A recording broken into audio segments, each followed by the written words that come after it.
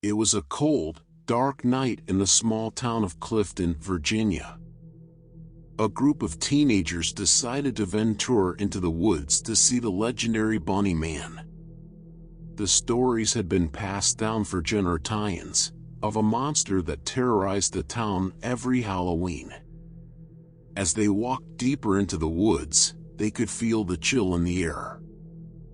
Suddenly, they heard a rustling sound in the bushes. They froze in fear as a figure emerged from the shadows. It was the Bunny Man. The monster stood over 6 feet tall, towering above the terrified teens.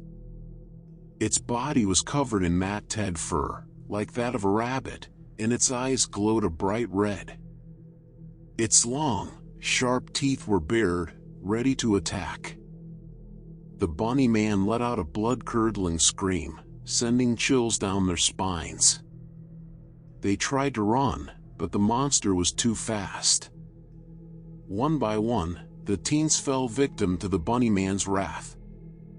As they struggled to fight back, they realized the Bunny Man was not just a creature, but a supernatural force. It seemed to feed off their fear, growing stronger with every scream.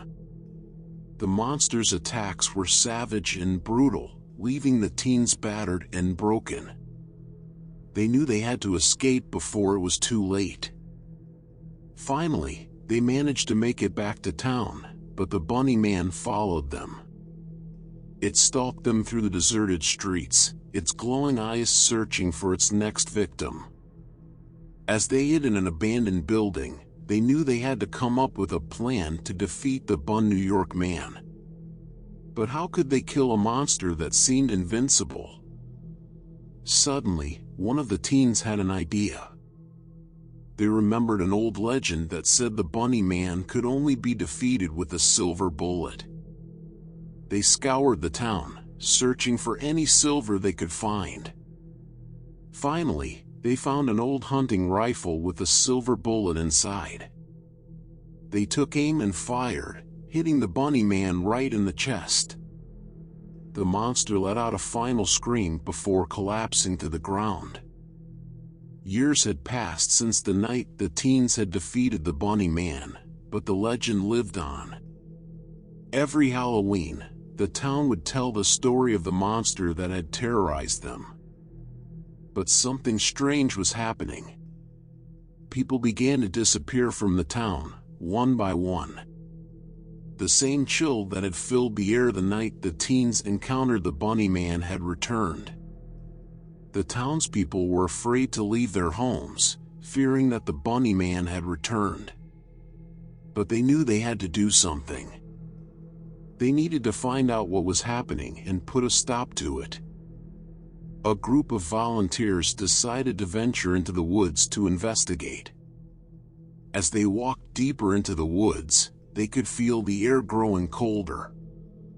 Suddenly, they heard a rustling sound in the bushes. They froze in fear as a figure emerged from the shadows. It was the Bunny Man. But this time, the monster was different. Its fur was no longer matted and dirty, but smooth and clean. Its eyes no longer glowed red, but instead, they were a piercing green. The Bunny Man let out a low growl, but instead of attacking, it spoke. "I have returned," it said. "And this time, I need your help." The volunteers were shocked. They had expected the Bunny Man to be a mindless monster, but instead, it seemed to have a purpose. The Bunny Man explained that it had been summoned back to life by a dark force. It had been forced to do its bidding and attack the townspeople. "But I do not want to hurt anyone," the Bunny Man said. "I need your help to break the spell and free me from this curse." The volunteers were skeptical, but they could sense the sincerity in the Bunny Man's voice. They agreed to help and followed the monster deeper into the woods. They came to a clearing where a dark figure stood, chanting incantations. The figure turned to face them, revealing itself to be a powerful witch.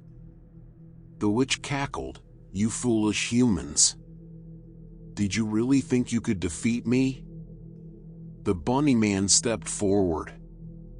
"Release me from your curse, witch, or face my wrath."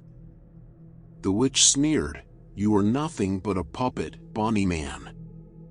You will do as I command." The bunny man let out a fierce growl and charged towards the witch. The volunteers watched in awe as the monster attacked the witch with a ferocity they had never seen before. Finally, the witch lay defeated, and the bunny man let out a sigh of relief. The spell was broken, and the monster was free. The volunteers watched as the bunny man slowly transformed back into a human. It was a man they recognized from the town, a man who had disappeared years ago. The man explained that he had stumbled upon the witch's lair years ago and had been cursed to become the bunny man. He had been forced to do the witch's bidding until the spell was broken. The volunteers were amazed by the story, and the town rejoiced at the return of their lost resident. They knew that the legend of the bunny man would live on, but this time, as a hero, not a monster. The town had returned to its normal routine, and the legend of the bunny man had faded into memory. But for one young woman, the legend would become all too real. Lila was a high school student who loved to explore the woods behind her house. She had always been fascinated by the stories of the bunny man and had even written a report on it for her English class. One night, as Lila was walking in the woods, she heard a rustling sound. She turned to see a figure emerging from the shadows. It was the bunny man. Lila froze in fear as the bunny man approached her. But instead of attacking, the monster spoke. "Lila," it said, "I need your help." Lila was shocked. How did the bunny man know her name? And why did it need her help? The bunny man explained that it had been cursed by the witch who had summoned it back to life. The curse made it impossible for the bunny man to return to its human form. "I need you to find the witch's lair and break the curse," the bunny man said. "If you do not, I will be trapped in this form forever." Lila was hesitant. She had always believed in the bunny man's legend, but she never expected to meet the monster face to face. But something in the bunny man's eyes convinced her. She agreed to help and set off to find the witch's lair. As she walked deeper into the woods, Lila could feel the air growing colder. She heard the sound of chanting and followed it to a clearing where the witch stood, surrounded by candles and a cauldron.